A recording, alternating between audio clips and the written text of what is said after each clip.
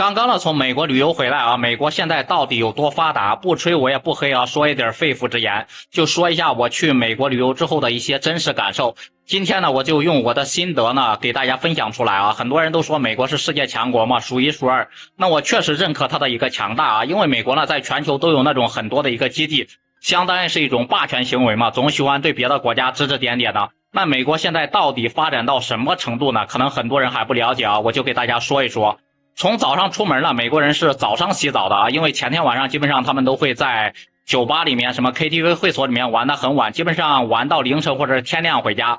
所以说呢，美国人都晚上不洗澡，回家之后呢就直接休息，然后第二天起来再洗。洗完之后呢，美国人的衣服怎么办呢？就是美国人浪费现象也是非常严重，因为美国那边他们是不允许有那种晾衣架在外面的，被发现是要罚款的。所以说呢，他们只能用那种烘干机来烘啊。比方说呢，咱们在上班出门了，洗完澡之后呢，才能上班出门。无论是春夏秋冬，一年四季呢，他们的办公室里面都是要开空调的，还要开那种加湿器。空调呢是一年四季都不断电的。然后到了中午吃饭了，比方说咱们去餐厅，餐厅里面做好的熟食呢是2个小时之内呢，如果说没有被顾客买走，这个食物呢就必须扔掉啊。可以说呢，就是食物浪费这一块呢是不敢想象，特别的夸张啊。就是2个小时之内做好的熟食没有卖掉，全部都扔到垃圾桶里面。所以说可想而知，美国浪费食物可以供整个非洲，可以养活整个非洲啊，我就感觉。然后你说呢，咱们就是到了下午茶喝下午茶的一个时间段出去逛一逛，在美国的一个纽约或者是洛杉矶的一个街头，确实能够看到那么几栋高楼大厦啊，摩天大楼，基本上都是上个世纪50、60年代的就有那么多高楼了。也就是说上世纪50、60年代到现在还是如此啊，基本上呢就没有什么太大的一个变化。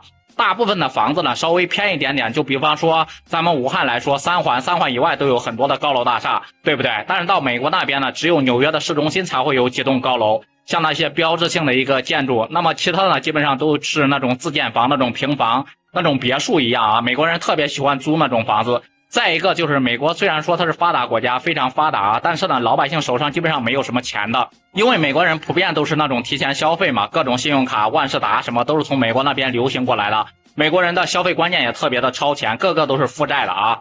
都说中国人负债嘛，其实美国人的负债率呢是全球最高的，比咱们不知道高出多少。可能他们很多人呢连500块钱的美金都拿不出来，甚至100块钱都拿不出来。毫不夸张的说，很多人连50块钱的美金都拿不出来。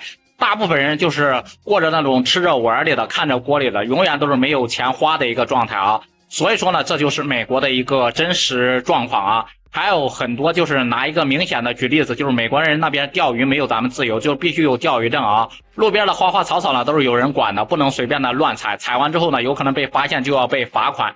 然后还有那种遛狗呢，必须有那种遛狗证，然后狗屎呢必须得拿回家啊，要么就是找一个垃圾桶扔掉。在美国的晚上是什么情况呢？我在美国的晚上是不敢相信的啊，我基本上是不敢出门的。我就是稍微出去了一下，看到的就是各种社会团体啊，某团某社团，晚上大部分都是那种流浪汉、乞丐什么的，都是那些人的一个天下啊。就算你像咱们中国治安这么好，晚上基本上吃宵夜吃到凌晨，然后蹦迪蹦到凌晨，蹦到天亮都没有什么事，非常的安全。这在美国根本想都不敢想象的啊！咱们中国的治安实在是太好了，很多美国朋友来到咱们中国之后呢，都说被骗了，被美国的媒体给骗了。他们经常在网上在新闻上面造谣嘛，说咱们中国的治安不好。相反呢，恰恰是美国的治安太乱了啊！就咱们中国的治安比美国不知道要好多少，还有很多国家像西方国家晚上都有那种宵禁了什么，对不对？因为美国它是合法持枪的，走在街上呢还是挺危险的，指不定呢就是那个有持枪的什么东西发生嘛，不知道对此大家都是怎么看的。